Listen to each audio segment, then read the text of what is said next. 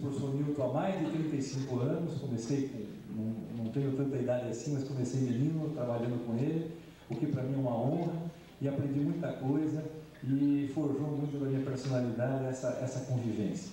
Então, como eu estava dizendo, essa honra é muito grande, e o professor Newton é de Minas Gerais, nascido em Boa Esperança, fez sua formação em odontologia lá em Minas Gerais e mais tarde foi para São Paulo, começou a trabalhar com o professor André Dreyfus, um eminente geneticista e que deu os primeiros passos na formação do professor Newton Freire Maia, como de tantos outros jovens biólogos e geneticistas.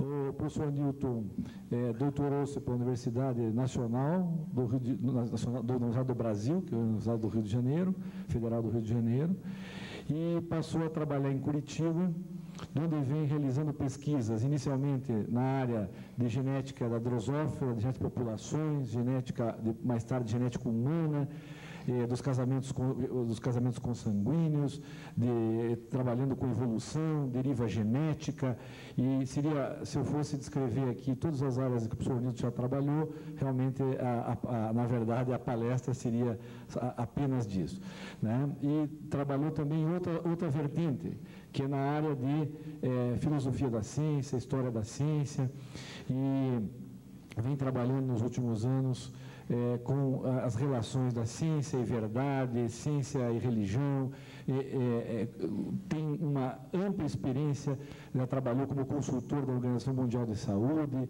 e eu poderia, como eu disse, descrever uma tarde inteira os trabalhos do professor Newton. Mas, além de tudo, e de todo o cabedal profissional do professor Newton Freire Maia, ele tem um conteúdo humano, a parte humanística muito, muito elevada. E isso faz da sua formação e da sua postura frente ao mundo e frente à sociedade algo que, para mim e para quem o conhece de perto, intransponível no sentido de galhardia, no sentido da qualidade dos seus trabalhos.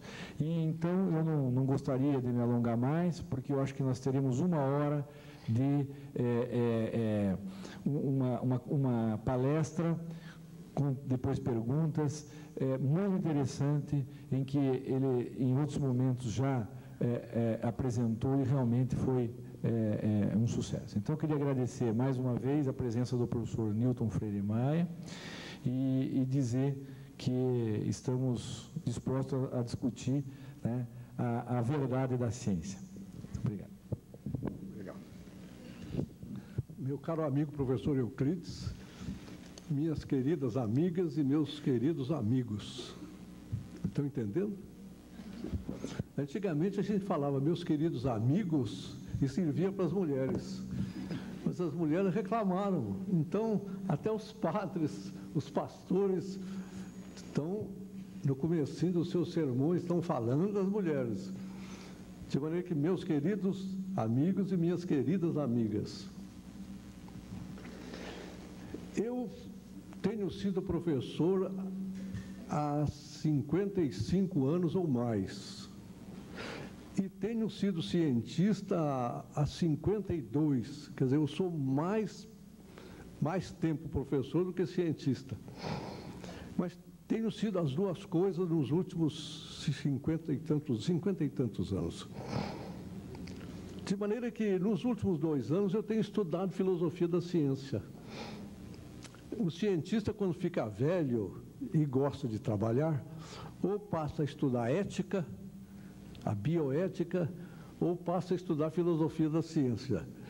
Eu, apesar de jovem, né, eu tenho 18 anos, ao contrário, apesar de jovem, né, eu pelo menos me considero, eu tenho estudado filosofia da ciência. E olha aí, vou fazer uma declaração que a gente só faz para amigo. Eu só descobri o que é ciência nos últimos 2 anos. Nos outros 50 anos eu fiz ciência. mas sem plena consciência do que era a ciência.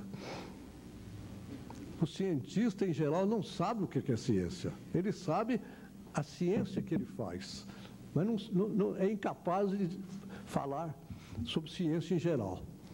E nos últimos 2 anos eu fiquei capaz de falar sobre ciência em geral. O que é a ciência? Há quem defina a ciência dizendo que a ciência é a procura da verdade. Não é verdade. A ciência é uma procura da verdade. Uma. Porque muitas outras coisas, como a filosofia, as religiões, etc., também procuram a verdade. Então, a ciência é uma procura da verdade. E que verdade a ciência procura? A verdade, a ciência procura a verdade de tudo aquilo que possa ser estudado sob o método científico. Então, vocês veem que é uma definição circular. A verdade que a ciência encontra é a verdade do que pode ser estudado pela ciência. Pronto. A gente fecha a definição com o começo da definição. A ciência só estuda o que é estudável pelo ponto de vista científico. E o ponto de vista científico é empregar o método científico em tudo que possa ser captado pelo método científico. Uma outra definição de ciência é: a ciência é um conjunto de crenças justificadas. Crenças justificadas. É um conjunto de crenças justificadas na verdade ou na quase-verdade das proposições. Então, vocês veem aí, essa definição é muito boa. É um conjunto de crenças justificadas. O cientista crê que tal coisa, etc, etc, etc, etc, etc. E por que ele crê? Ele pode justificar, mas é crença.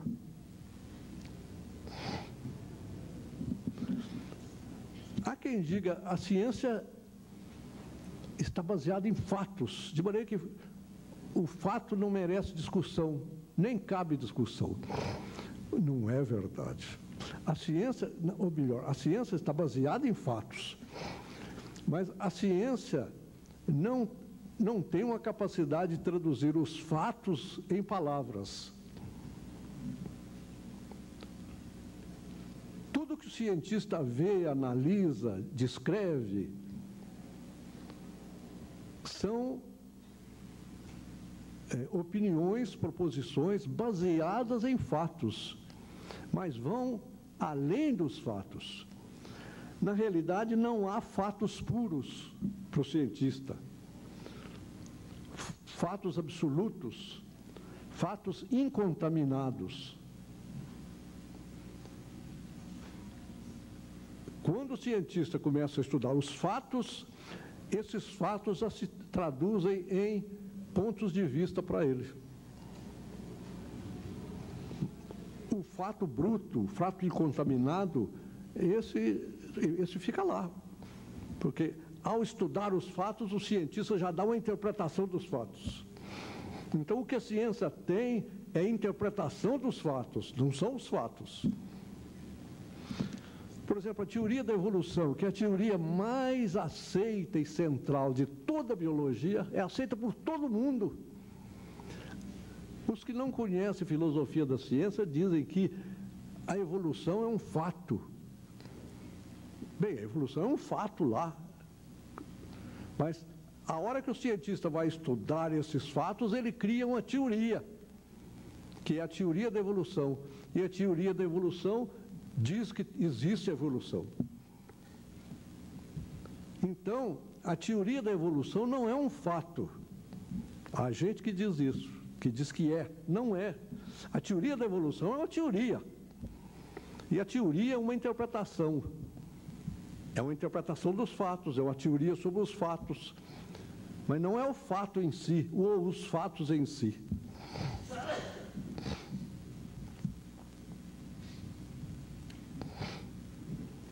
Uma outra definição que tem pelo menos 3 autores, um foi mudando a definição do outro, diz o seguinte: a ciência é uma loucura divina do espírito humano. Esse divino aí não tem nada a ver com Deus. Divina quer dizer indescritível. A ciência é uma loucura divina do espírito humano, cujo valor supremo é a beleza. Não é verdade. Loucura divina do espírito humano, cujo valor supremo é a beleza. O grande lógico matemático Newton Carneiro Afonso da Costa, que é curitibano, mas que mora em São Paulo, na USP, o Newton diz que ele se empenha na pesquisa em lógica e matemática, não à procura da verdade, mas à procura da beleza que existe na lógica e na matemática. É interessante ouvir a opinião de um lógico matemático estritamente científico, que diz que o que mais o atrai no estudo da lógica e da matemática é a beleza da lógica e da matemática. Na realidade, a ciência se firma sobre um tripé. A verdade, que é um problema filosófico, não é científico. A beleza, que é um problema artístico, não é científico. E a aplicação, que é um problema tecnológico, não é científico. Então, a ciência se firma sobre 3 pés, que são um tirado da filosofia, que é a verdade, outro tirado da arte, que é a beleza, e outro tirado da tecnologia, que é a aplicação prática. E o que é que sobra para a ciência? Sobra esses 3 pilares. Esses 3 pilares. Há uma história que diz que uma vez apareceu no Rio de Janeiro um turista que ouvia falar muito na cidade, nas belezas da cidade, e resolveu um dia vir passar uma semana no Rio para conhecer as belezas do Rio. E ao chegar no aeroporto, não se sabe como, ele conheceu um carioca que tinha 2 disponibilidades admiráveis: disponibilidade de tempo e disponibilidade de um automóvel.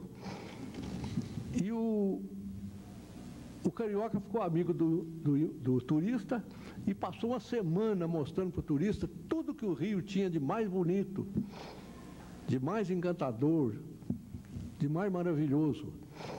E no dia em que o turista devia voltar para sua terra, tomando um chopp ali na Cinelândia, o carioca perguntou para o turista: afinal, o que você achou da cidade? E o turista demorou um pouco para responder, pensou um pouco e respondeu: quando ficar pronta vai ficar muito bonita. Aquilo foi um chuveiro d'água fria no carioca. Como quando ficar pronta? Ela já não é bonita? Né? Quando ficar pronta ela vai ficar bonita. Quer dizer, o turista viu tantas obras no Rio que ficou tão impressionado com esse fato que disse que quando a cidade ficasse pronta, acabada, ia ficar muito bonita. Ele tinha visto que ela ia ficar muito bonita. Esse turista insensível não gostaria da ciência, porque a ciência não está acabada, não ficará acabada no século que vem e nunca ficará acabada. E, no entanto, tem uma beleza extraordinária. A beleza da ciência é uma das grandes belezas do universo. Mesmo na matemática, que parece tão árida, há coisas na matemática que são de uma beleza extraordinária. Há dias, dando uma aula para pós-graduação, eu mostrei 2 fórmulas que eu digo: essas fórmulas são lindas. E os alunos disseram: nós não achamos. Mas eu acho. Mas que beleza ter a fórmula. A fórmula matemática, quando é pequena, quando ela é muito grande, fica feia. Quando ela é pequena e é muito importante, ela tem uma beleza que só o cientista que ama a ciência é capaz de descobrir.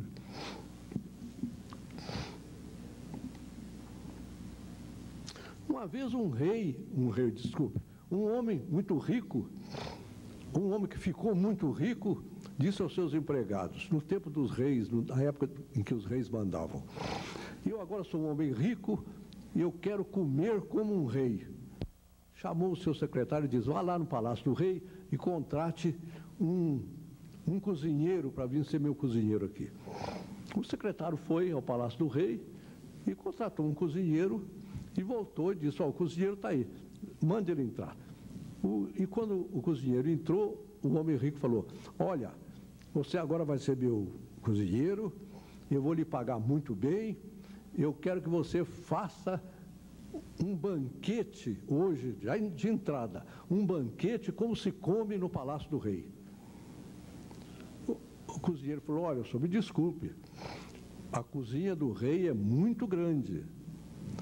E lá na cozinha do rei, eu estou no setor das massas. O homem falou: massas? Só massas? Só massas. Eu falei: então, tá bom, você me faz um banquete de massas. Pega todas as massas, me faz um banquete de pastel, e talharine, locatelli, bruglieline, essas coisas que terminam em L, ine e tal, me faz. Aí o cozinheiro disse: ó, o senhor me desculpe, mas no setor de massas, eu estou no departamento de pastéis. Você falou: só pastéis? Só pastéis. Então o senhor me faça hoje um banquete só de pastéis, mas um banquete maravilhoso. Falou: olha, o senhor me desculpe, mas eu não sei fazer. Mas por quê? Você não estava lá no departamento de pastéis? Estava. Mas é que o departamento de pastéis é muito grande. E eu estava no laboratório da azeitona. Como? É. E o que o senhor sabe fazer? A única coisa que eu sei fazer é rodar aquelas maquininhas para tirar o caroço da azeitona.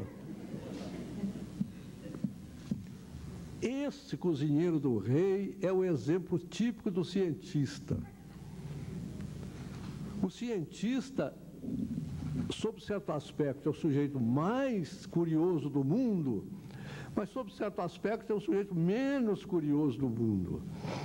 Porque ele entra na especialidade dele, ele aprende a rodar a maquininha de tirar caroço de azeitona e passa, às vezes, a vida inteira fazendo aquilo, tirando caroço de azeitona. Eu já viajei muito e tirei caroço de azeitona para todo lado onde eu fui, sempre com carocinho de azeitona, tirando. E todo mundo acha formidável. Mas eu só sei tirar caroço de azeitona. Não sei fazer pastéis, não sei fazer massas. Só sei tirar caroço de azeitona. Há dois tipos de ciência. Uma é a ciência disciplina, que o professor ensina em aula. E outra é a ciência processo, que o cientista faz no seu laboratório. O professor ensina uma disciplina de ciência. O cientista faz a ciência, o processo de feitura da ciência.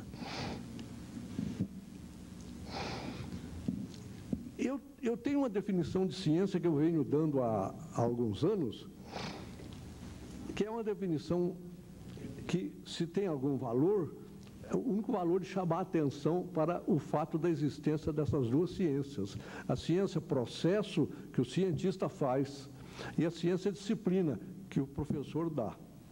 Ciência é um conjunto de definições, descrições, classificações, interpretações, hipóteses, teorias, leis, modelos, etc.,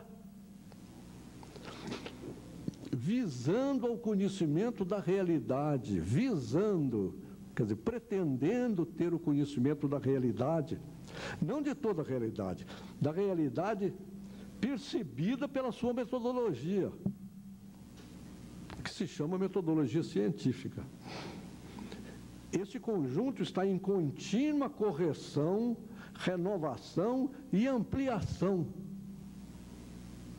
nunca pretendendo ser a expressão absoluta da correspondência entre o que diz e o que é. Isso é a verdade. A verdade é a correspondência entre o que se diz e o que é. A verdade não é característica das coisas. A verdade é característica do que se diz sobre as coisas. Se eu digo, isso aqui é uma garrafa, o que eu digo não coincide com o que é, então é uma falsidade. Se eu digo, isso aqui é uma garrafa, o que eu digo coincide com o que é. Então, uma definição clássica de verdade, que vem de Aristóteles, de Platão, etc., etc., é que a verdade é a correspondência entre o que se diz e o que é. Se o que eu digo corresponde ao que é verdade.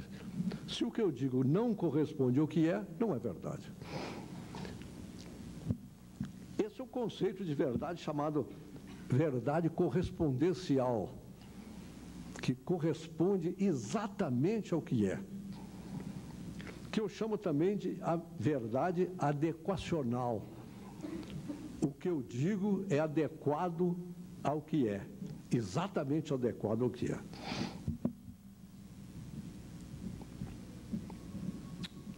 Então, temos aí essa definição clássica, grega, de verdade. Verdade é a correspondência entre o que se diz e o que é.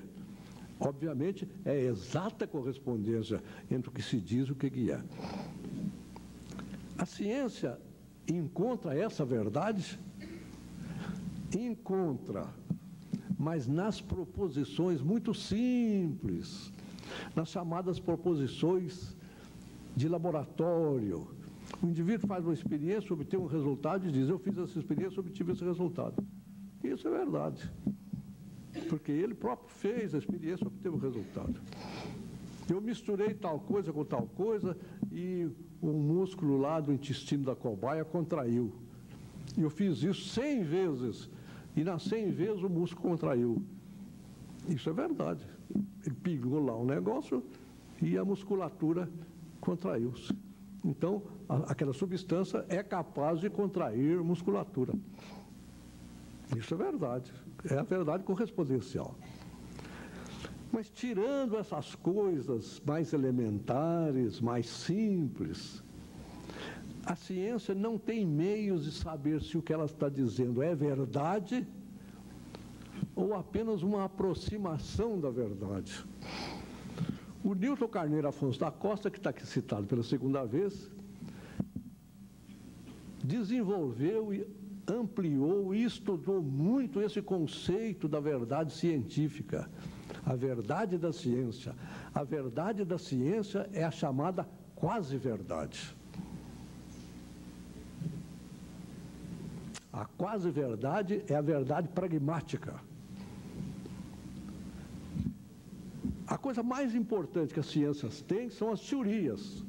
Não são os pequenos relatórios de laboratório, as pequenas descrições, não. As grandes teorias. Essas grandes teorias, quando estão muito apoiadas nos fatos, elas representam a quase-verdade.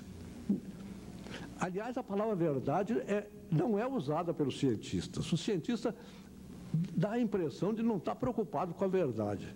Ele faz, ele obtém, ele descreve, ele teoriza, etc. E está dando certo? Tá. Explica bem? Explica. Funciona? Funciona. Então, eu aceito. Mas é a verdade correspondencial? Corresponde exatamente ao que é? Ah, não sabe. Isso não é preocupação do cientista. A preocupação do cientista é dar explicações que funcionem bem. Pode ser mentira? Pode ser mentira. Mas ele acredita nela e o professor, ao dar a sua disciplina, também acredita nela e conta para os alunos, e os alunos acreditam e todo mundo vai acreditando. Mas no fim de decênios, aparece um cientista qualquer que muda aquela verdade. Por exemplo, a mecânica newtoniana foi verdade durante 300 anos. Verdade durante 300 anos. Afinal, o Einstein descobriu que tinha um erro na mecânica newtoniana. Então, a mecânica que se usa hoje é a mecânica einsteiniana. Mas na vida prática do dia a dia, a newtoniana funciona bem. Então, muita gente usa para os seus cálculos a mecânica newtoniana, sabidamente errada, mas é que ela funciona bem para os cálculos.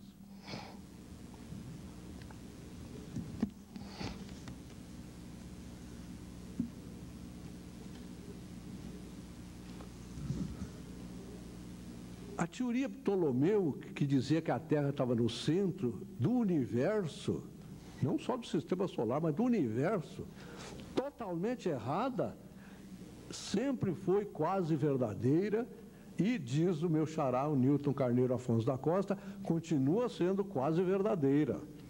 Ela funciona bem, explica os fatos, não explica tudo, mas explica bem. Ela é aceitável. Aliás, ela foi aceita durante 2000 anos.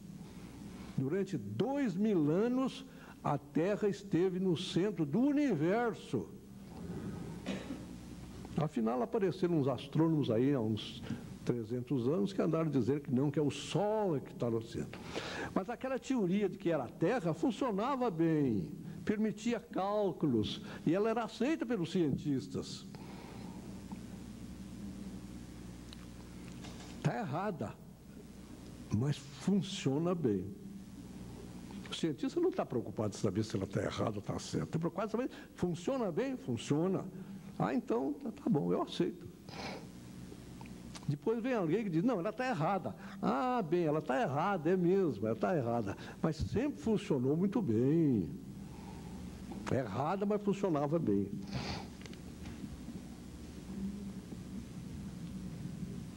Uma coisa muito importante em ciência é que o cientista, quando analisa os fatos, dos fatos, ele tira consequências. Mas as consequências não estão nos fatos. As consequências foram imaginadas pelo cientista.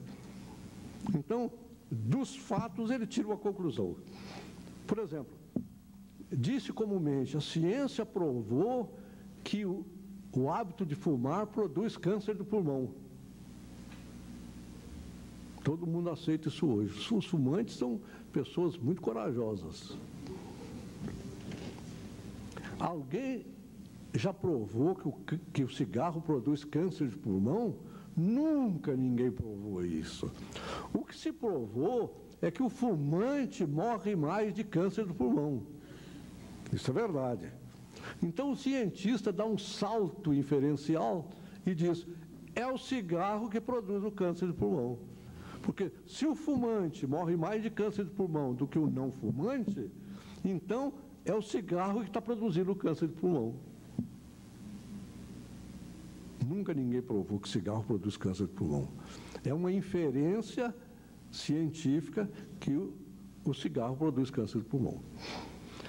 Há uns séculos, houve na França um sujeito chamado Foucault.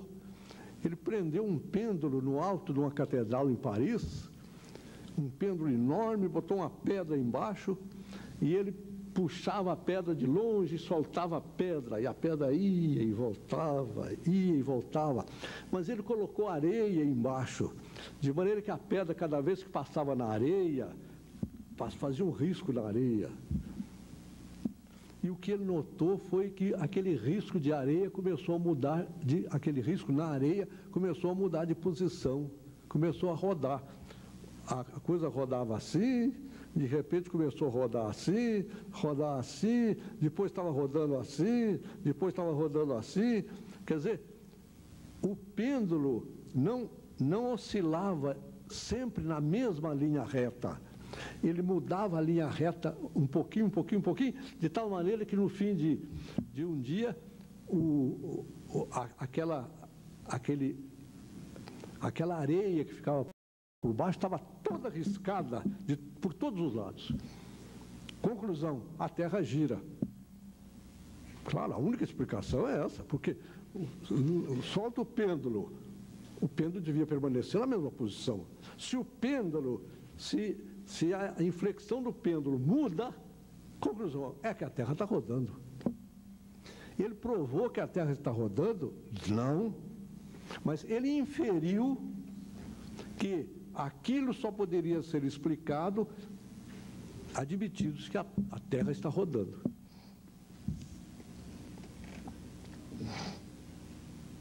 A relação 3:1 de Mendel, a genética, o ano que vem, vai completar um século. E uma das bases da genética são os trabalhos de Mendel. E o Mendel obteve uma relação de 3:1, 3 de um tipo para 1 de outro tipo. O Mendel nunca obteve exatamente 3:1. Era sempre perto de 3:1. E ele, então, inferiu que aquele perto do 3:1 significava 3:1.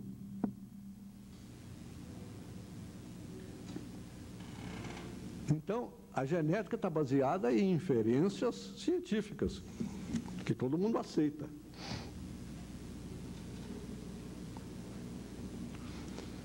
No século 17 e 18, a Igreja Católica teve um homem extraordinário, chamado Nicolau de Cusa. Esse Cusa aí é uma cidade da Alemanha, que tinha outro nome, mas ele latinizou e virou Cusa. Então, como ele era de lá, Nicolau de Cusa. Nicolau de Cusa foi padre, depois foi bispo, depois foi cardeal, depois foi núncio do Papa. Era um homem de uma importância extraordinária.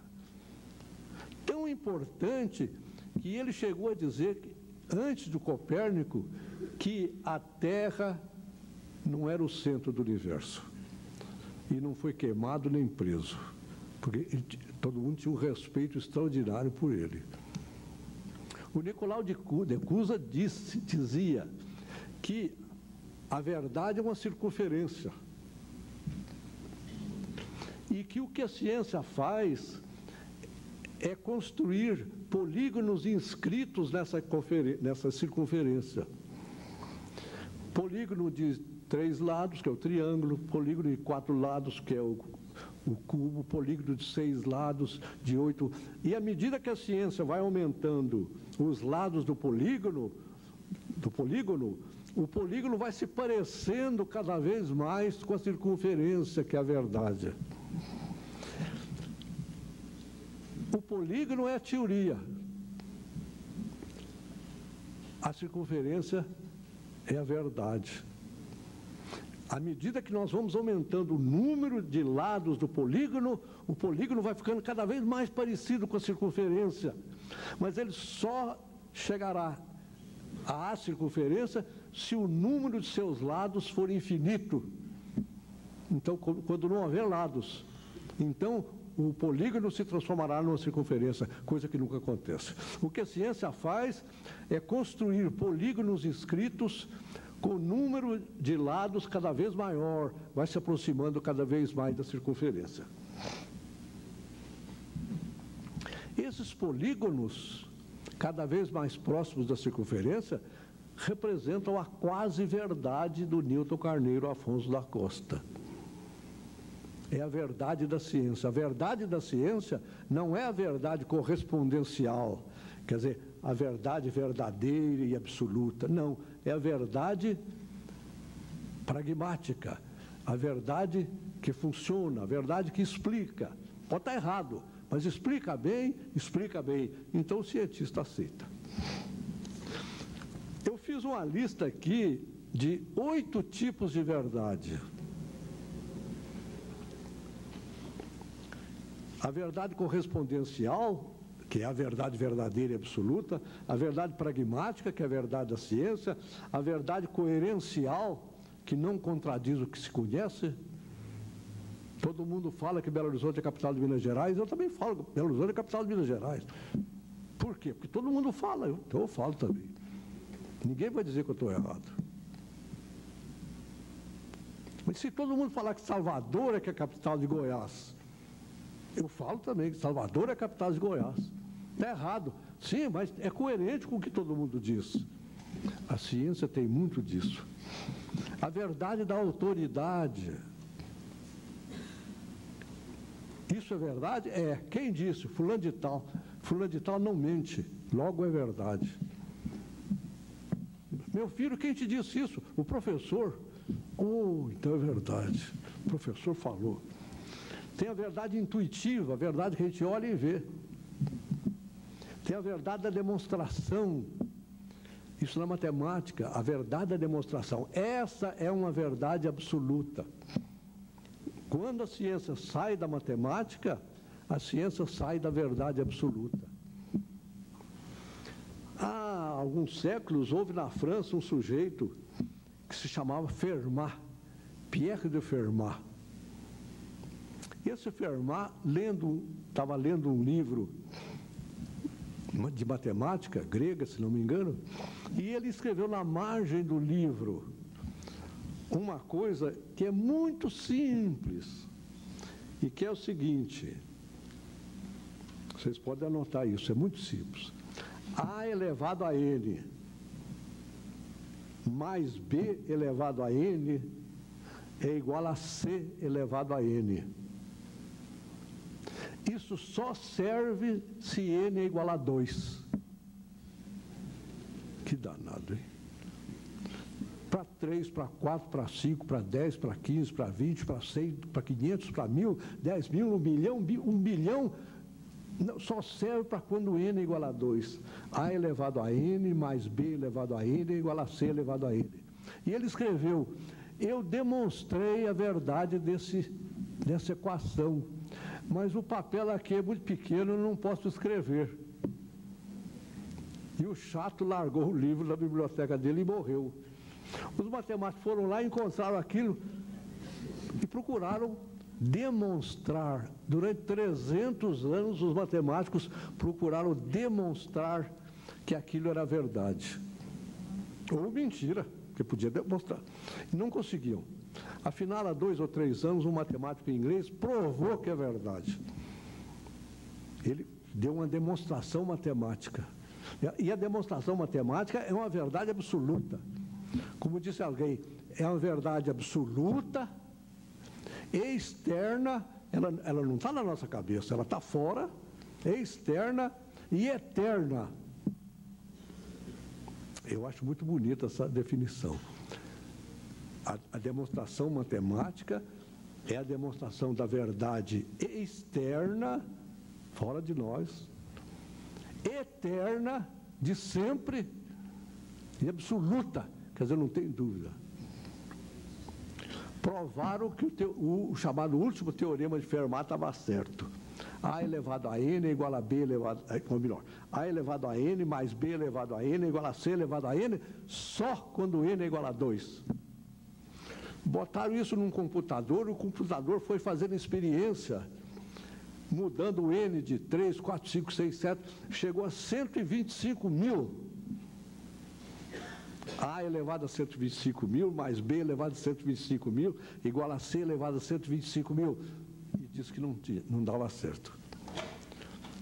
O computador não deu uma demonstração matemática. O computador fez a experiência dele e verificou que até 125 mil o teorema de Fermat estava certo. Mas de 125 mil para frente, o inglês, um matemático inglês, infelizmente eu não sei o nome dele, deu uma demonstração que estava certo.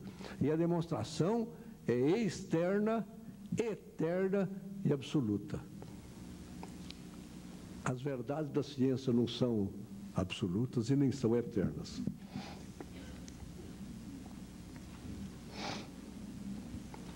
Há verdades que são inatingíveis. Por exemplo, raiz quadrada de menos 1. Não tem jeito de sair a raiz quadrada de menos 1. A verdade de raiz quadrada de menos 1 é inatingível, está além das possibilidades humanas. O número π é inatingível. Já calcularam o π até centenas de milhares de casas, não para nunca. Então, o valor exato de π é inatingível. O valor de raiz quadrada de menos 1 é inatingível por impossibilidade. É impossível até imaginar. E a impossibilidade de π, 3,14, 15, 92, 65, etc., etc., é inatingível porque é infinita. Então, há verdades inatingíveis por impossibilidade lógica e há verdades inatingíveis por serem infinitas. Tudo que é impossível logicamente, tudo que é impossível na prática, por ser infinito, a ciência não estuda.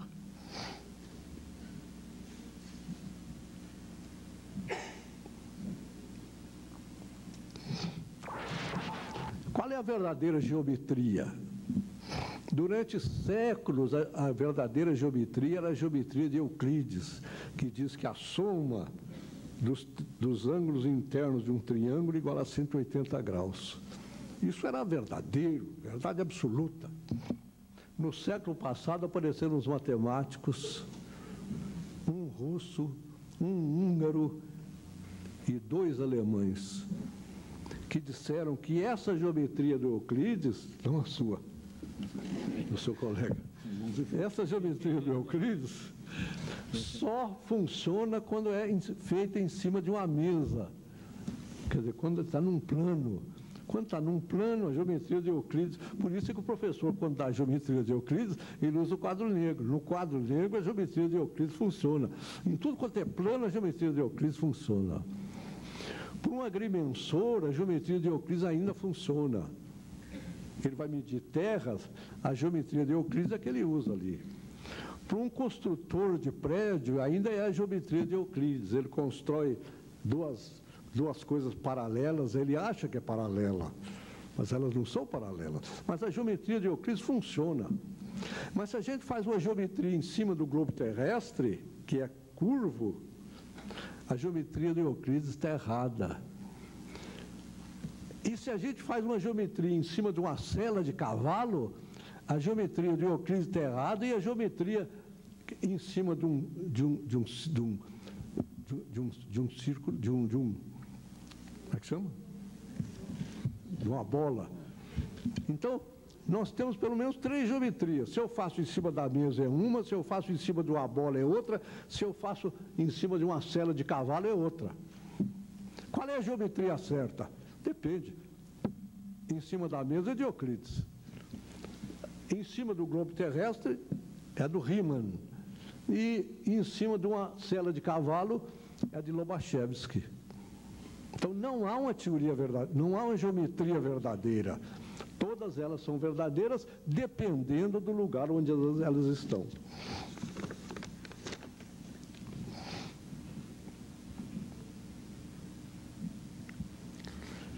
O grande Newton, em inglês, disse certa vez que se ele via mais longe do que os outros, é porque ele tinha subido nos ombros de gigantes. Essa frase é linda. Isaac Newton. Se eu vi mais longe do que os outros, foi porque eu subi nos ombros de gigantes. O Einstein, se não disse a mesma coisa, merecia ter dito.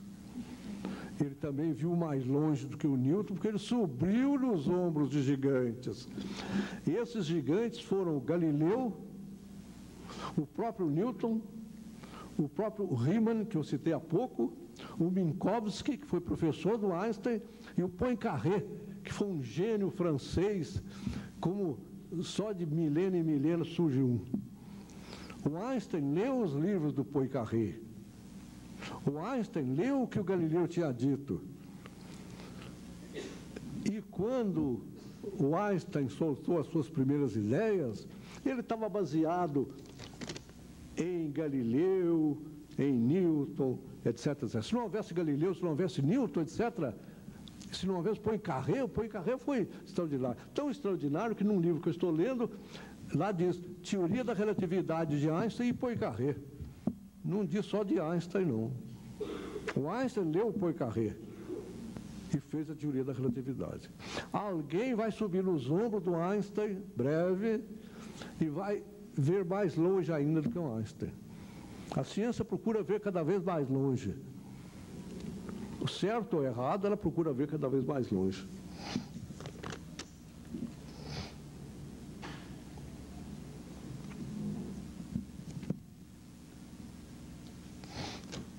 Então, a verdade da ciência, em geral, é a chamada quase-verdade. É a verdade, não é a verdade correspondencial, mas é a verdade que funciona.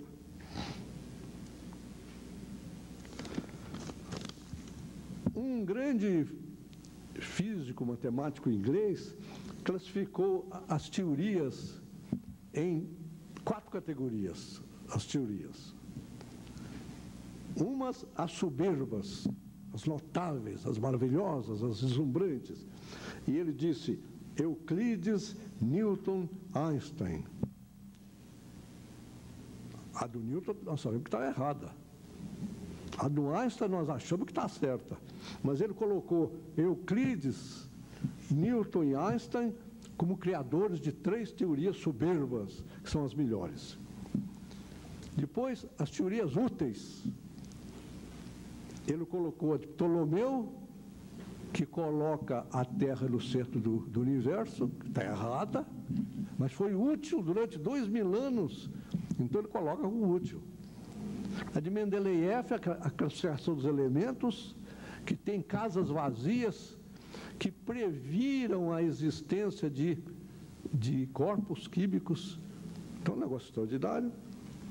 E a de Kepler, que o Newton mostrou que estava errado, mas a Kepler funcionou durante 300 anos.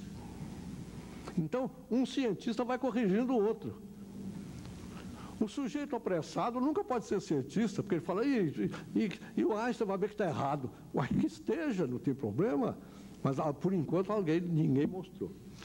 Depois ele coloca as teorias experimentais, que são as teorias modernas, que estão ainda em experiência. Ele coloca as teorias das supercordas, que é uma coisa recentíssima, e a teoria da grande unificação, que quer unificar todas as forças do universo. E diz ele,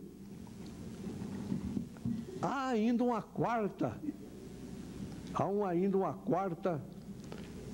categoria, as teorias mal orientadas. Mas diz ele, eu não quero perder a metade dos meus amigos, de maneira que eu não coloco nenhuma teoria nessa categoria. Notem que ele não faz um tipo de teoria verdadeira, não tem.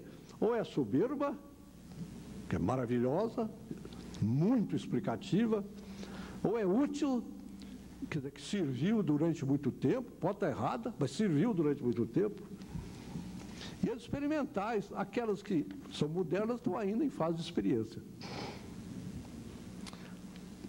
Então, a coisa mais maravilhosa que as ciências têm são as teorias, porque as teorias são amplas, as teorias são abrangentes, as teorias explicam coisas extraordinariamente grandes. Mas ninguém, quando vai estudar uma teoria, pergunta, ela é verdadeira ou não é? Dando ao sentido verdadeiro o sentido que os filósofos dão, quer dizer, que corresponde exatamente à verdade. Toda frase que começa com todos ou todas não pode ser provada. Todos os cisnes são brancos. Para dizer isso, seria preciso que a pessoa tivesse visto todos os cisnes do mundo, o que é impossível. No entanto, a teoria central da biologia, a teoria mais aceita, a teoria mais apoiada, que é a teoria da evolução, diz, todos os seres vivos, pronto, já não pode provar. A gente tem que aceitar, mas não pode provar.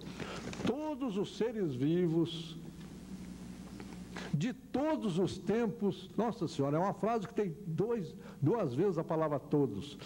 Todos os seres vivos de todos os tempos fazem parte de uma cadeia evolutiva. Ninguém pode provar isso. É, no entanto, uma teoria altissimamente corroborada. Toda a biologia está a favor dessa teoria. Ela está provada? Não, não se prova a teoria. Por definição, uma teoria nunca pode ser provada, ela pode ser corroborada, encontrar coisas a favor dela, mas ela não pode ser provada. De maneira que, em resumo, a verdade da ciência é a quase verdade, não é a verdade absoluta. A verdade da matemática é absoluta, externa e eterna, que é a demonstração. Há outras verdades na matemática que não são absolutas. É a verdade da enumeração e a verdade da computação. São outras verdades. Mas a matemática tem uma verdade, que é a verdade da demonstração, que é absoluta. As ciências chamadas empíricas e as ciências humanas, física, química, biologia, sociologia, psicologia, etc., todas elas trabalham com o que se chama quase-verdade, que é a verdade pragmática, a verdade que funciona, a verdade que dá certo, a verdade que inspira outras pesquisas. Mas é a verdade absoluta? Não se sabe se é verdade absoluta. Elas funcionam bem, mas não se sabe se é verdade absoluta. Muito obrigado pela atenção.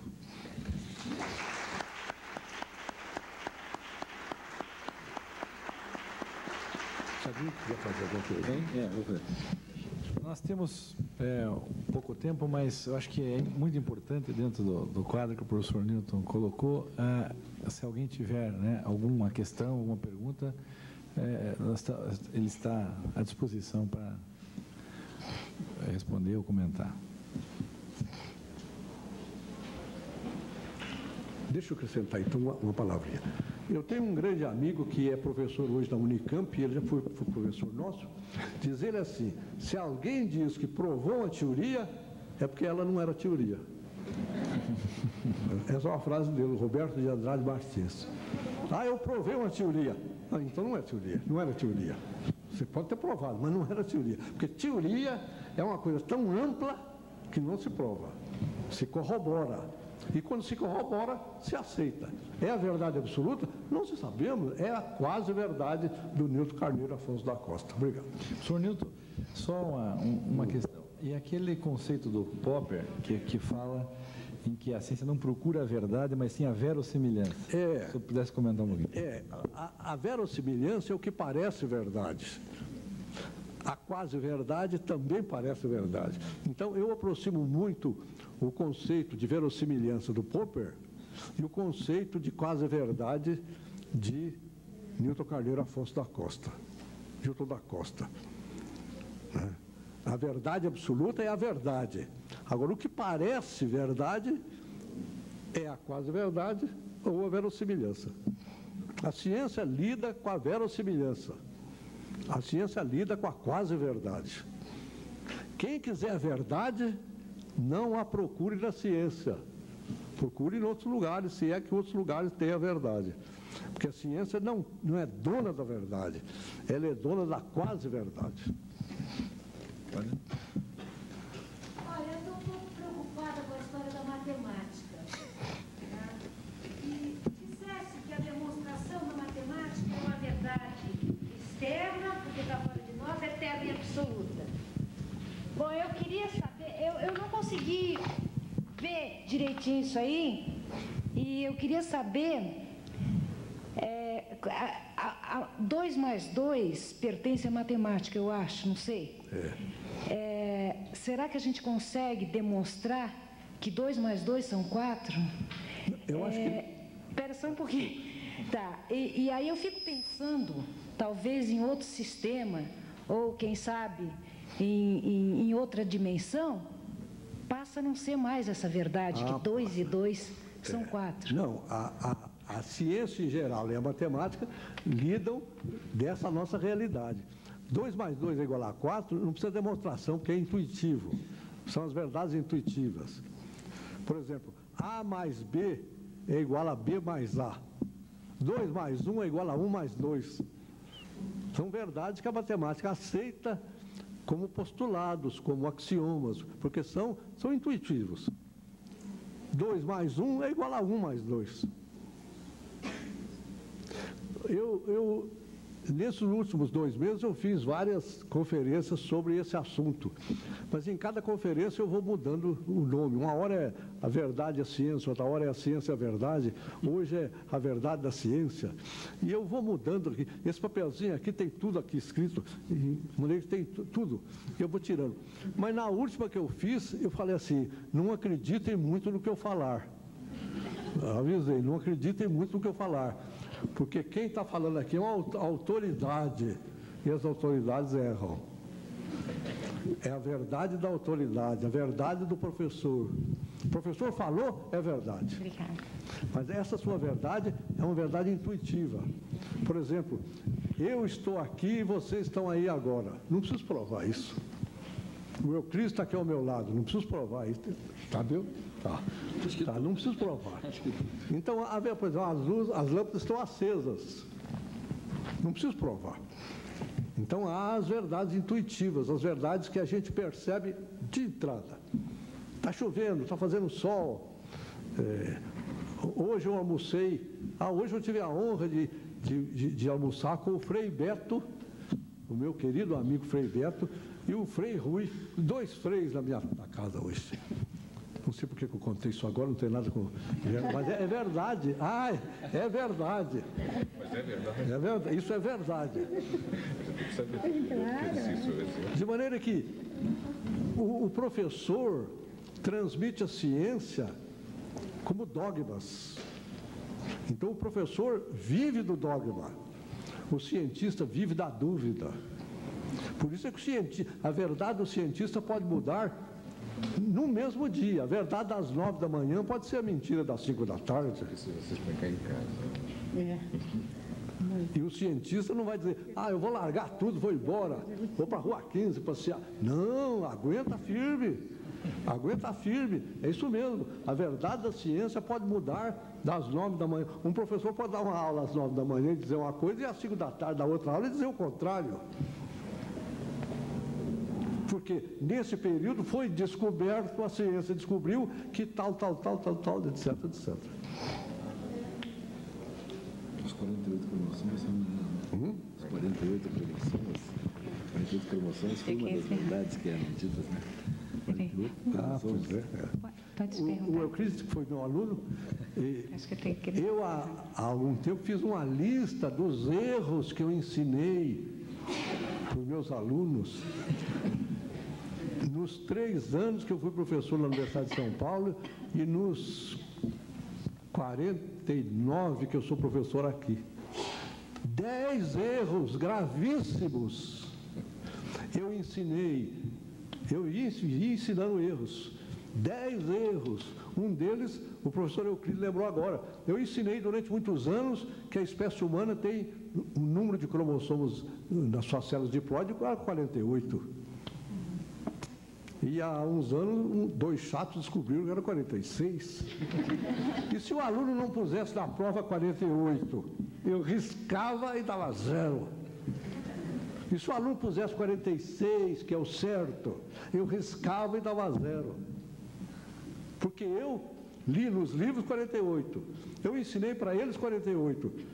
O chato me põe 46, 0. O gene... ou, como no meu tempo se falava, o GEM, é completamente diferente hoje do que era quando eu entrei na USP. Completamente diferente, é outra coisa, mas não mudaram o nome é gene.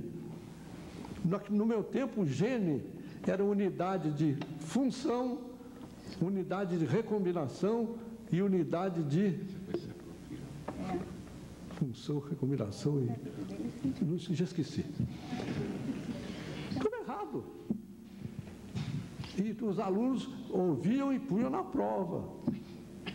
Quer dizer, o que se ensina é o que se sabe. E o que se sabe pode estar errado.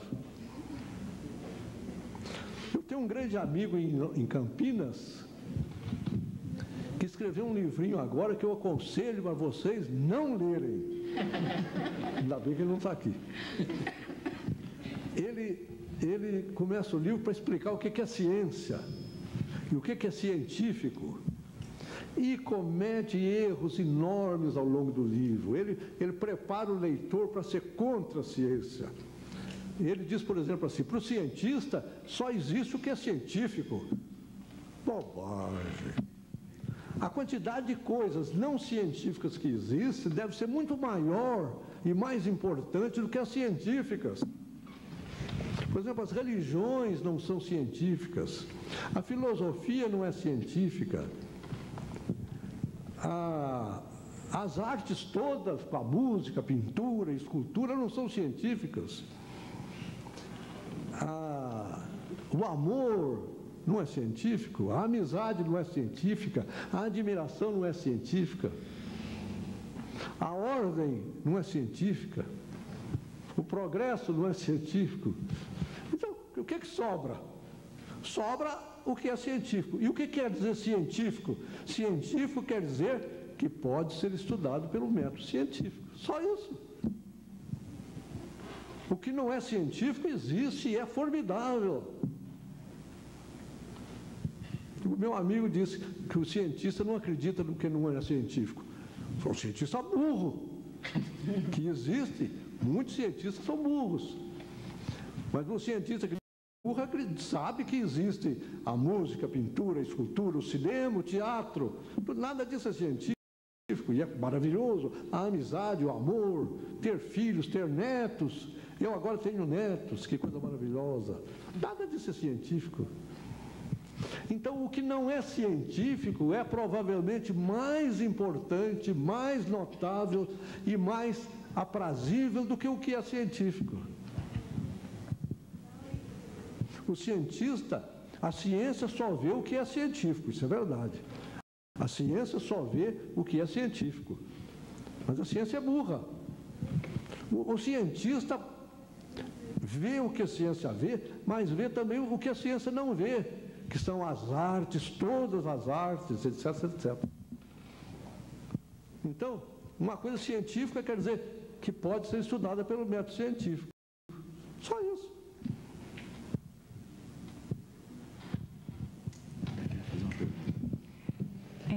Bom, eu vou começar dizendo que acho que o senhor já tem ensinado ao longo da sua vida outras verdades e muitas verdades. Mas eu estou aqui com uma dúvida que eu queria saber, uma dúvida, né, que faz parte, que eu queria muito que o senhor contasse por que uma autoridade em genética resolve estudar a filosofia da ciência. Por quê? Porque depois de uma certa idade a gente muda. E eu mudei muito. Por exemplo, um exemplo, a porta da minha sala na universidade sempre ficava fechada. Hoje sempre fica aberta. Eu tive durante muitos anos na minha porta 2 lâmpadas, uma verde e uma vermelha. A hora que eu acendia a vermelha, quer dizer, nunca ninguém podia chegar na minha sala. Quando eu acendia a verde, quer dizer, se a coisa for importante, pode me interromper. Eu era um professor muito mais duro, eu dava notas muito mais ruins. Eu não olhava para as crianças na rua. Hoje eu sou doido por criança. Adoro, criança passa na rua, eu brinco, etc, etc. Os moços e as moças, uma vez eu falei só os moços, a pessoa falou, epa, os moços e as moças me interessam muito mais hoje do que há 20, 30 anos atrás. Eu trabalho na universidade tendo um moço ao meu lado. E ele é professor de muita moça. Então as moças vão muito lá vê-lo. E eu mando as moças entrarem, entrem, tá. Nunca que eu faria isso antes. Não, primeiro que a minha porta, eu ficava sozinho na sala com a porta fechada. E eu não admitia que 2 pessoas do laboratório conversassem. Mesmo que fosse um assunto científico, não pode conversar. Isso aqui é uma vez eu botei uma placa, laboratório, lugar de trabalho, laboratório, não parlatório. Um dia desse eu entrei no departamento de genética, eu esqueci que eu não era chefe mais, e tinha um grupo de pessoas conversando, eu falei, vocês estão conversando essa hora, isso é um absurdo, isso aqui não é mais laboratório, isso é parlatório. Todo mundo riu, achou graça. O velho tem a vantagem de poder falar as verdades na cara dos outros e todo mundo ri. Ninguém fica bravo. Quando eu era moço, eu era duro. Mas hoje eu sou mais bonzinho. Uma vez, na USP, eu estava fazendo um exame, o professor me perguntou, o que é tal coisa? Eu falei, olha, eu sabia isso, me esqueci. Ele falou, então vai para a sua sala, aprende de novo e volta para fazer a prova.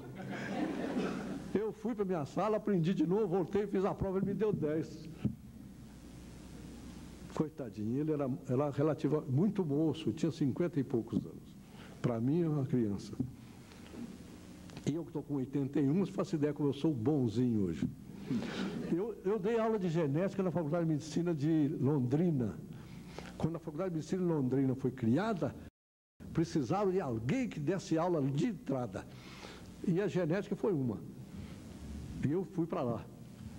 E lá, então, houve um ano que eu falei para os alunos assim, vocês vão trazer um trabalho sobre qualquer assunto que vocês encontrarem que possa ter interesse genético, que possa ter, não que seja genético, que possa ter interesse genético.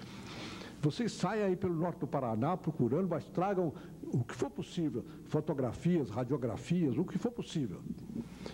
Se o trabalho de vocês estiver ruim, eu dou 10. Se estiver péssimo, eu dou 9. E se não valer nada, eu dou 8. Os alunos saíram feitos doidos pelo norte do Paraná e foi uma maravilha, porque houve um aluno que hoje é o secretário da Saúde de Londrina, que me trouxe um trabalho que gerou outros trabalhos meus e que geraram um interesse meu, e faz 30 anos que eu estudo o assunto. Se tiver ruim, eu dou 10. Se tiver muito ruim, eu dou 9. E se não valer nada, eu dou 8. Foi uma maravilha. Claro que eu não li tudo, porque era tanta coisa, eu ia correr nos olhos, era 10, 9, 8, 10, 9, 8. Quer dizer, depois de uma certa idade, a gente é mais boazinha. A gente é mais boazinha. Tem uma pergunta lá do professor Valdemar. Ok? Depois do professor Valdemar. Professor, boa tarde. A minha área é matemática, mas eu tenho trabalhado mais com física. E hoje, com todo esse modernismo que há aí na educação, e isso acaba sendo um problema para todos nós professores, fala-se então, em particular, assim, para a gente que está envolvido com essa área de ciência, que essa questão da praxis. E eu também estudo filosofia já há alguns anos, sou especialista, inclusive, nessa área, filosofia da ciência. E então eu pergunto para o senhor, de que forma, então, levando-se em conta essa questão central da verdade e considerando a demonstração que é esses fatos que o senhor abordou aí, face a esse experimentalismo, que eu diria inconsequente, para não dizer não inteligente, que se fala tanto, que é essa questão da prática, praxis. Onde está essa questão da verdade? Ou qual é a linha onde que realmente possa se ter essa aproximação da verdade, visando justamente a formação e a reflexão, que é o papel, na minha forma de entender, do conhecimento. Okay. Não entendi bem. Você podia talvez resumir só, professor, para o final da... Olha, eu tenho um ligeiro déficit auditivo, quer dizer, eu sou surdo. Mas a gente fala, eu tenho um ligeiro déficit auditivo. De maneira que o que o senhor disse, eu entendi muito pouco. É para você repetir só a pergunta. A pergunta é o seguinte, no sentido de que nesse experimentalismo que há na educação, no sentido, levando em conta a verdade, até que ponto, então, ensinar ou aproximar a verdade do que se ensina com relação ao laboratório ou o que se ensina na própria sala de aula. Porque em relação ao experimentalismo que se tem, é muito interessante aproximar a verdade do que se ensina em sala de aula, aproximar a verdade da ciência, não do que se ensina em sala de aula. Olha, se eu entendi bem, o que o professor Euclides me disse, o resultado da experiência é verdadeiro. Não tem dúvida. A experiência fornece verdades absolutas, dentro do contexto onde a experiência foi feita, né? Mas, quando o cientista sai do contexto da experiência e promove uma interpretação, essa aí é quase verdade. Eu vou contar, por exemplo, um caso que eu soube na época em que foi descoberto. Aconteceu no Instituto Biológico de São Paulo. Um indivíduo chamado Wilson Teixeira Beraldo, meu grande querido amigo, estava fazendo umas experiências e ele pingava lá qualquer coisa e a musculatura do rato que estava presa, não sei o quê, se contraía. E contraía-se lentamente. Ele limpou tudo, fez tudo de novo. O músculozinho não devia se contrair. Ele fez de novo e se contraiu. Então, ele falou, estou diante de uma coisa que eu não sei explicar. Ele era aluno nessa época, discípulo nessa época, do professor Maurício da Rocha e Silva. E ele, então, limpou tudo de novo e falou para o Maurício, doutor Maurício, eu pingo isso aqui, tal, e o músculozinho se contrai. E ele, então, contou que o Maurício disse assim, não é possível. Olha, está vendo? Não é possível. Contra uma experiência. Vamos fazer de novo. Era uma sexta-feira de tarde. Eles fizeram de novo e o negócio se contraiu. Mas não é possível. Nós estamos diante de uma coisa nova. Jogaram fora tudo, começaram de novo. E no dia seguinte era sábado, eles não trabalhavam sábado de manhã, mas foram ao laboratório e passaram a manhã inteira, até as 3, 4 da tarde, fazendo aquela experiência. E aquilo se repetiu. E eles foram comer uma pizza na Praça da Sé às 4 horas da tarde. E o assunto deles era, o que é isso? Quando chegou na segunda-feira, apareceu um amigo deles lá, o Zé Reis, que escreve na Folha de São Paulo, e eles contaram para o Zé Reis, olha, nós estamos descobrindo uma coisa que produz uma contração lenta na musculatura. E estão precisando de um nome. O Zé Reis, então, na hora, falou bradicinina. Brade, lento. Cinina, movimento. Substância que produz movimento lento. E o trabalho foi publicado. Uma substância que produz um movimento lento. Anos depois, descobriram que a substância não produz movimento lento.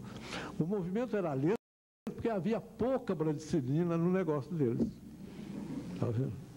Eles interpretaram como substância que produz movimento lento. Por quê? Porque ela produziu movimento lento. Mas ela produziu movimento lento não por uma propriedade de si própria, da sua estrutura química, mas por ter pouco ali. Quando faz uma solução concentrada, o músculozinho contrai depressa. Não sei se eu respondi a sua pergunta. Não, né? Você quer fazer ela aqui mais? Tá. Ah, pode fazer por escrito, que o professor, realmente, o professor Valdemar Enz, você vai fazer uma pergunta. Eu devo dizer que eu me sinto muito feliz de poder dizer que há muitos anos atrás, já que o senhor falou que o senhor é professor há muitos anos, fui seu aluno. Nos tempos que o senhor era muito rigoroso, o senhor dava nota muito baixas e fazia com que a gente estudasse muito. E graças a isso a gente aprendeu bastante. Com o correr do tempo, inclusive tentei por 2 vezes e na segunda consegui entrar no curso de pós-graduação, mestrado em genética, mas não aguentei porque a exigência era grande demais e eu tinha que cuidar da sobrevivência também. Mas o que eu queria dizer é o seguinte: o senhor é autor de muitas obras, de muitos trabalhos, e entre eles um que o senhor intitulou Ciência e Evolução, que eu acho uma obra tão fantástica que a pessoa que quiser ler, se prepare, não vai conseguir ler num mês, não. Vai ter que gastar 1 ano para conseguir absorver o que aquela obra tem. Tem que consultar muita coisa, tem que ter um conhecimento profundo para entendê-la. Mas o que eu queria dizer dessa obra é o seguinte: o senhor escreve, entre outras coisas, e em palestras que o senhor já deu, o senhor resolve o problema de muitos professores de ciências que não sabem ensinar evolução. E que eu fui um deles. Que a gente ou acaba brigando com pais que dizem que a Bíblia não ensina assim, então você não pode falar isso, que a ciência está errada.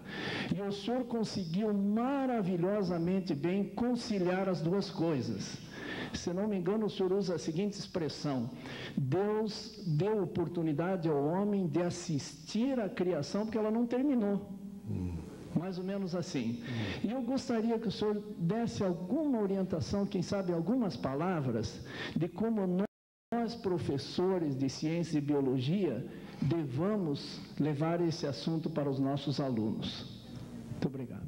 Muito bem. Eu acho que a ciência estuda o como. Como é que isso se deu? Como é que isso se dá? Como?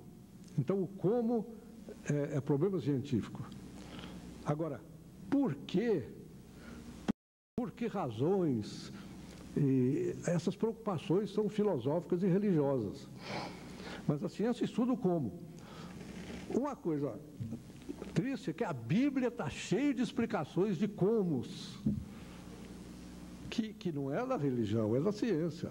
Mas como naquele tempo não havia ciência, os autores da Bíblia puseram o que se aceitava na época, né? Então, a gente via o sol rodar, então Deus primeiro criou a terra, depois separou a luz das trevas. Olha, a luz é apenas o sol que ilumina, de maneira que apagou o sol, apaga a luz, né? E o arco-íris, a origem dos animais, das plantas, tudo isso é problema científico e está errado na Bíblia. Está errado na Bíblia. Está errado por quê? Porque a Bíblia foi escrita com o espírito da época em que foi escrita. De maneira que o mundo da Bíblia está errado, quer dizer, é a Terra no centro, o Sol é a Lua e as estrelas que rodam ao redor da Terra, tudo está errado. E o Sol foi feito para fazer o dia, a Lua foi feita para iluminar a noite. Ora, a gente sabe que a Lua aparece de dia também. E há poucas semanas o Papa declarou que no inferno não tem fogo. Olha, eu passei a minha vida inteira ouvindo que inferno tinha fogo. Aliás, um dos meus tormentos era esse. Como é que eu vou aguentar esse fogo? É eterno. O Papa falou, não, o inferno não é um lugar, não tem fogo e nem está lá embaixo. Porque antigamente diziam que o inferno estava embaixo e o céu estava lá em cima. Depois descobriram que a palavra em cima não quer dizer nada. Porque quando ele fala em cima, uma hora é para um lado, outra hora é para o outro. De maneira que uma hora a gente está de cabeça para baixo. Eu, quando estive no Japão uma vez, eu ficava impressionado quando eu tinha que pensar na minha família. Porque em todo lugar que eu ia, eu olhava assim, falava, minha família está lá. No Japão eu tinha que fazer assim, minha família está lá, tudo de cabeça para baixo. Quer dizer, a Bíblia está cheia de alegorias. E as alegorias devem ser interpretadas como alegorias. Não há mal nenhum em que a gente diga que a Bíblia está cheia de erros no tocante à expressão dos acontecimentos, dos comos. Por exemplo, aquela história de que Deus criou todos os animais, um por um, de acordo com a sua espécie, e criou até os animais domésticos, que foram domesticados pelo homem nos últimos 3 ou 4 mil anos atrás, o gato, o cachorro, a galinha, etc. Isso tudo veio dos... Então, há uma versão científica e há uma versão pseudo-religiosa, porque religião não tem nada com isso. Hoje, conversando com o Frei Beto falou, o importante da religião é o amor ao próximo. É isso que é importante. Agora, as regrinhas, o como fazer, como é que foi, como é que não é, o que é, etc, etc, etc. Aquelas meninas lá de Fátima tiveram uma visão do inferno e viram a opção de almas sendo queimadas pelo fogo. Elas viram o fogo queimando as almas. O Papa agora falou, disse que não tem fogo. O Frei Beto então me perguntou, e como é que ficam aquelas visões de Fátima? Eles viram fogo. O Papa disse que não tem fogo. Então é um negócio terrível. Em suma, nós devemos ter a cabeça mais aberta possível para aceitar as quase-verdades da ciência, mesmo quando as quase-verdades da ciência contrariam a tradição que seguiu as religiões. O Papa João Paulo II, que é um homem extraordinário, disse há alguns anos, a religião é grata à ciência. Provavelmente pela primeira vez na vida um Papa disse isso. A religião é grata à ciência, porque a ciência desembaraçou a religião das superstições que ela foi acumulando ao longo do tempo. Olha, um Papa para ter coragem de falar isso. A ciência foi desembaraçando a religião das superstições que a religião foi acumulando ao longo do tempo, como se fizesse parte da mensagem religiosa, e não fazem parte. As superstições que estão junto com as religiões não fazem parte da religião. A ciência limpa essa sujeira, essa coisa que foi acumulada. Mas não há oposição.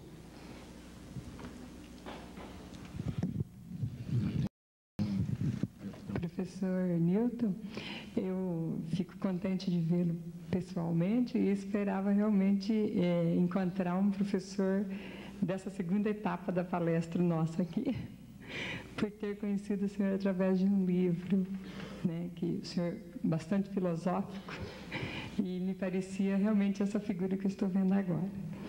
Mas voltando à questão das ciências, eu li uma vez no serão de Dona Benta, onde ela colocava, de Monteiro Lobato, né, ela colocava para as crianças estavam estudando ao ar livre os planetas. E ela, enumerando com as crianças esses planetas, disse, até este momento são esses os planetas conhecidos. Mas com a evolução dos equipamentos e as curiosidades dos homens que nunca param de pesquisar, pode ser que quando vocês cresçam, apareçam outro ou outros detalhes que hoje não são vistos. Talvez seria esse um caminho da gente trabalhar ciências, não fechando o conteúdo, mas deixando perspectiva de transformação. Lá com o nosso livro do Monteiro Lobato, que a professora ensinando, falava que os planetas eram aqueles ali naquele momento, mas que na verdade podiam surgir outros e tal. Então, ela disse que talvez seja essa forma de ensinar as crianças, deixasse com uma perspectiva de abertura. Isso mesmo. Isso mesmo. Muito bem.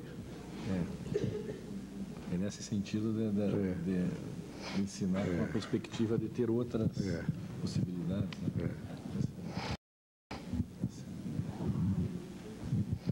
Professor, boa tarde. Estou também muito feliz em poder vê-lo frente a frente, porque sempre o admirei muito. Eu me formei também na Universidade Federal em 85 e depois me mudei para o interior do Paraná, onde lá sou professora de biologia, e de 5ª a 8ª em ciências.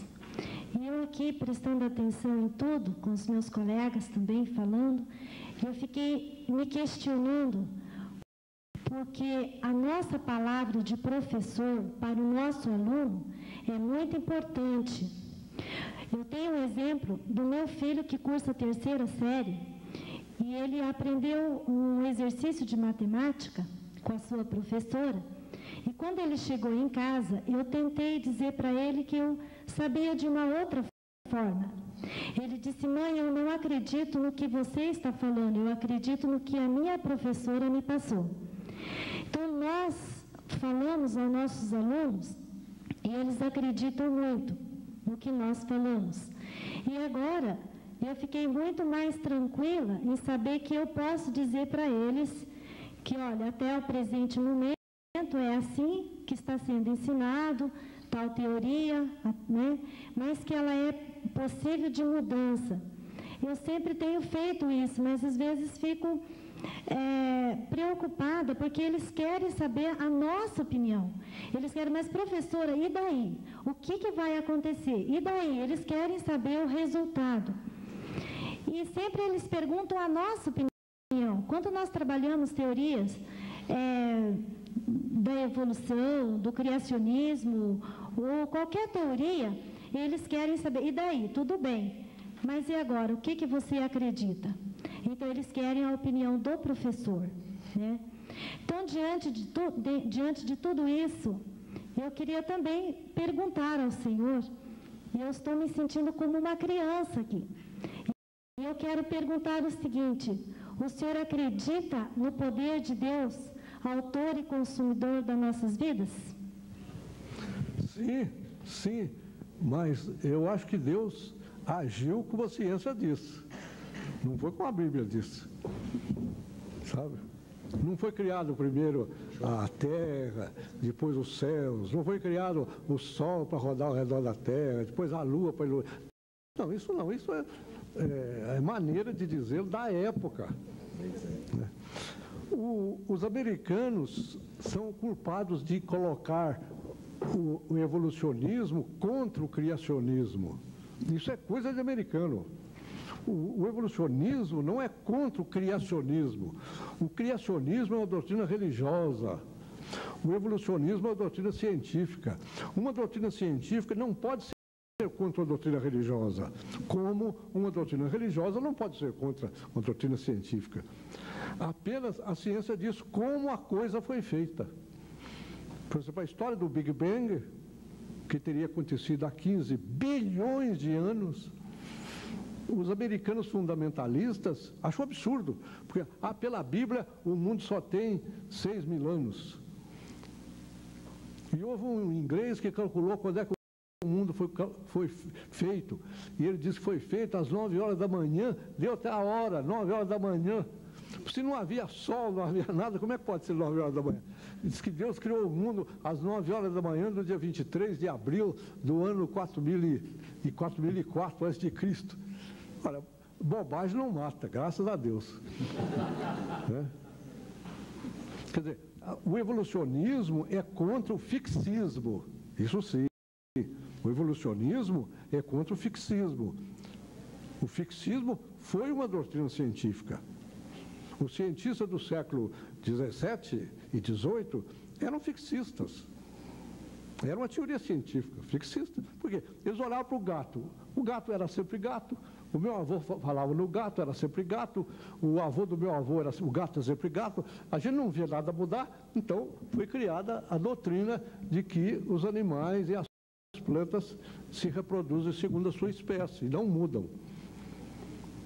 Mas no século passado apareceu uma outra teoria, melhor e antagônica, que é que os seres vivos mudam. Mas não mudam das 9 horas da manhã para 5 horas da tarde, é claro.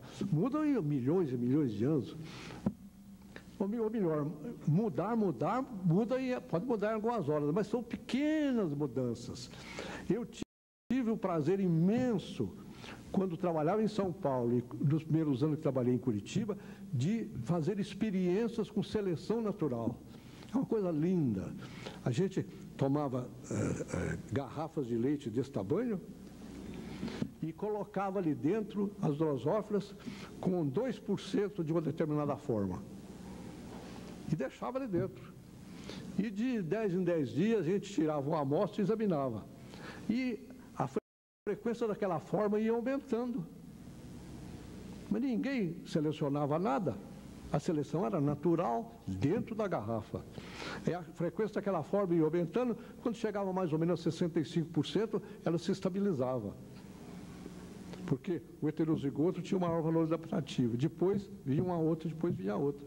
Então, a seleção natural existe mesmo. Prova que a gente faz experiências com seleção natural. Agora, a seleção natural explica a evolução, isso é uma teoria. Um português que mora na Suécia publicou um livro há poucos anos chamado Evolução sem Seleção Natural. É direito dele, é um cientista, ele fez uma teoria lá dizendo que há evolução, mas não há seleção natural. A seleção natural não é importante. Para nós, a seleção natural é muito importante. Então, são teorias. Então, as verdades, as crenças religiosas e as crenças científicas não podem combater as crenças religiosas. São, o que o Gould diz, são dois domínios diferentes.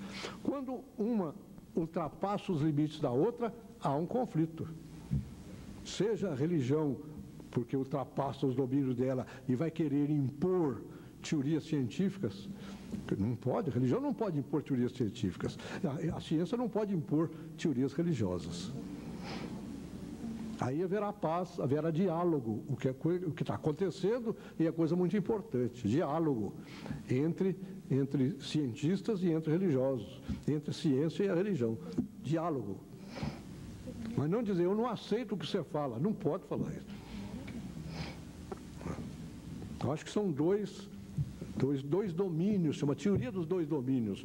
O domínio científico é um, o domínio religioso é outro. E qualquer tendência de invadir pode levar ao ridículo. A história da moça lá de Fátima diz que viu o inferno cheio de fogo, queimando as almas. Como é que fogo vai queimar a alma? Isso eu perguntei quando eu era menino, como é que fogo vai queimar a alma? E responderam, é um fogo especial que Deus criou para queimar as almas. Ô Deus ruim! Olha, eu tive 5 anos num colégio religioso, me diverti muito, gozei muito, por todos os motivos, mas também sofri muito. O inferno eterno com fogo, eu quase não dormia, eu ficava preocupado. Quando o Papa falou que não tem fogo, eu fiquei satisfeito. Eu posso ir para lá, não tem fogo. Muito satisfeito.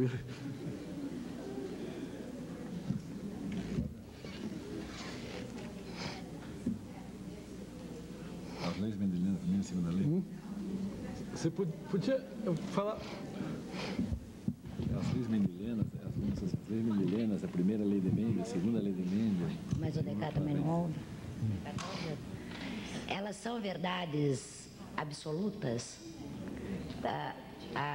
As leis mendelianas, elas são verdades absolutas? A primeira lei de Mendel, a segunda lei de Mendel são verdades absolutas?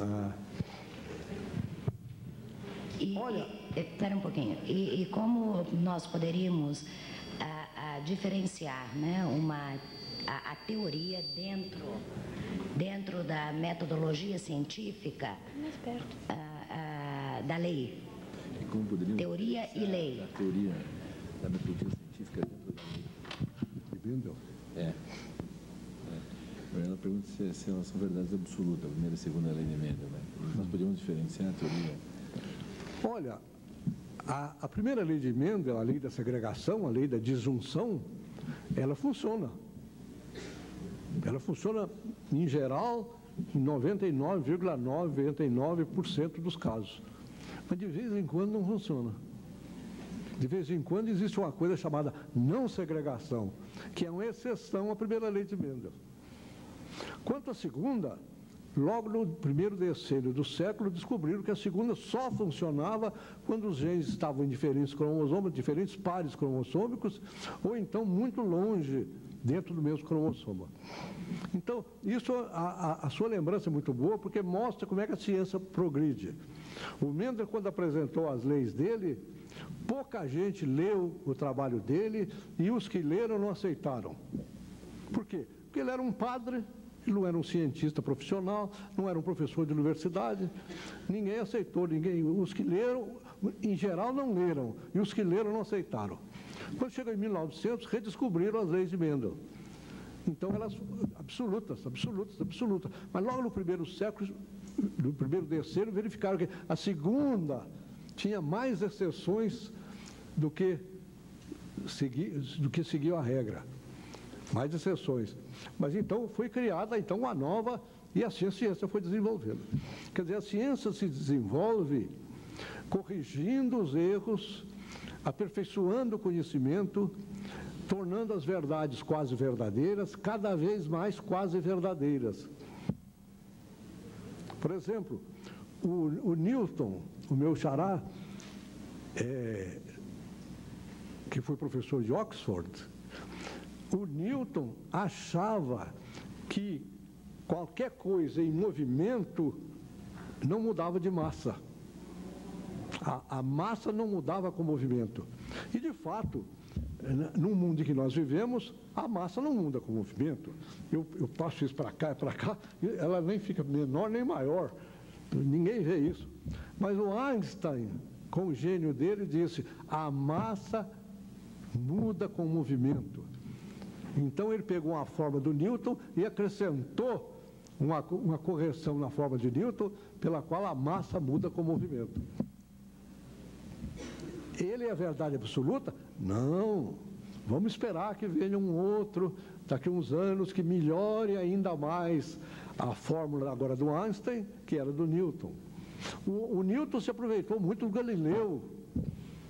O Galileu fez coisas como físico que são pouco conhecidas. Muitas vezes se conhece o Galileu como astrônomo, mas, além disso, o Galileu estudou o problema dos movimentos. E tem duas leis do Galileu que o Newton adotou e ficou sendo lei de Newton. Mas quando o indivíduo estuda a história da ciência, vê que aquelas leis são de Galileu. Uma delas é linda. O Galileu teve uma intuição. O Galileu disse o seguinte: imagina um navio, e você leva para o navio um recipiente com água, pingando água no mesmo lugar. Leva também um aquário com os peixinhos andando dentro do aquário. E leva também umas borboletas e umas moscas e solta no ambiente. O navio está parado. Quando o navio começa a andar no movimento contínuo, os bichos continuam a viver como se não houvesse movimento. A primeira ideia da teoria da relatividade. Como se não houvesse movimento. Os peixinhos continuam a nadar no aquário, como se o navio não tivesse movimento. As borboletas e as moscas continuam a voar, como se não houvesse movimento. E a água continua a pingar no mesmo lugar. A água não vai pingar fora do lugar dela, não. Uma intuição que ele teve. É uma das leis de Newton. Foi descoberta pelo Galileu. Então, há pelo menos duas leis de Newton que são de Galileu. E uma das grandes descobertas do Einstein é uma pequena correção a uma forma de Newton, que a massa muda com o movimento. O nosso mundo é newtoniano. O nosso mundo é newtoniano. Quer dizer, no nosso mundo, a massa não muda com o movimento.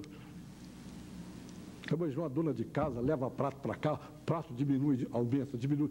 Não, o prato é do meu tamanho. No nosso mundo, ou melhor, o nosso mundo é newtoniano, como o nosso mundo é euclidiano também. A gente faz o triângulo e todo, o menino faz o triângulo, médio, triângulo. O nosso mundo é euclidiano e newtoniano. Mas não é nem, o nosso mundo não é nem riemanniano, nem einsteiniano. Mas o mundo, na realidade, o universo, é einsteiniano e riemanniano. Então, há níveis de conhecimento. Certo conhecimento num nível funciona bem, mas não funciona no outro nível. Então, da passagem de um nível para o outro, é preciso introduzir mudanças. É assim que a ciência vai mudando.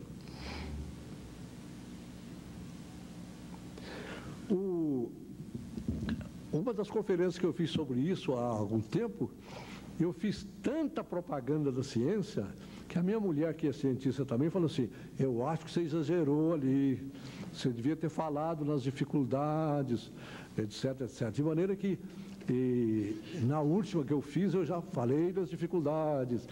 E as dificuldades é, o moço, quando quer ser cientista, tem pelo menos 3 certezas.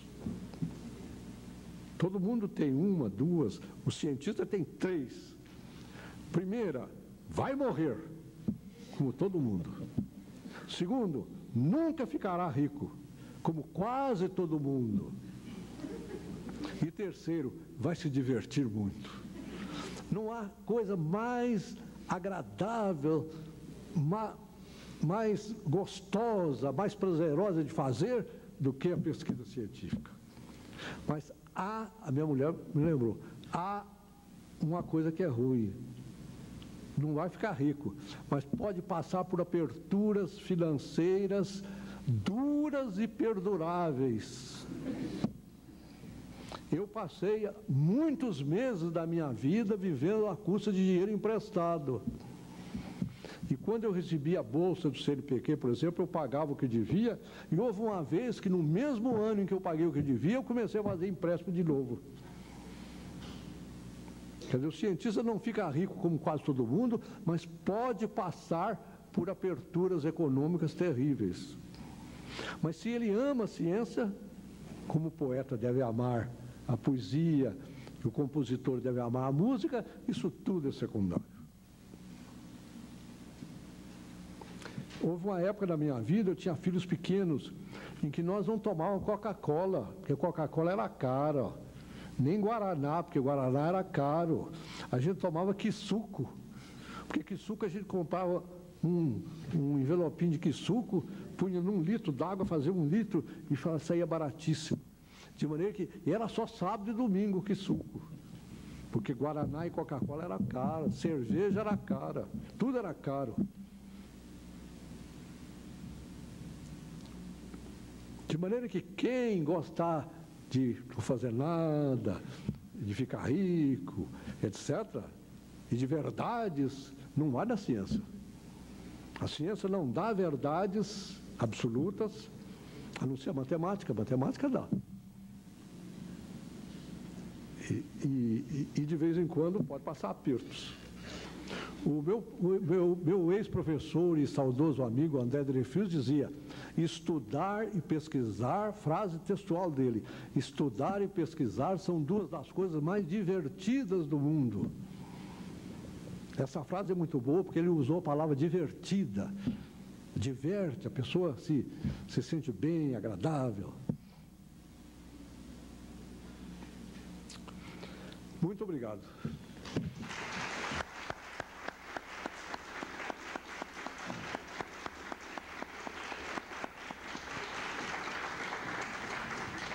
Nós agradecemos a presença de todos, e o professor Newton em especial. Vocês viram que ele realmente tem uma personalidade especial. E só para um aviso aqui a pedido da comissão organizadora.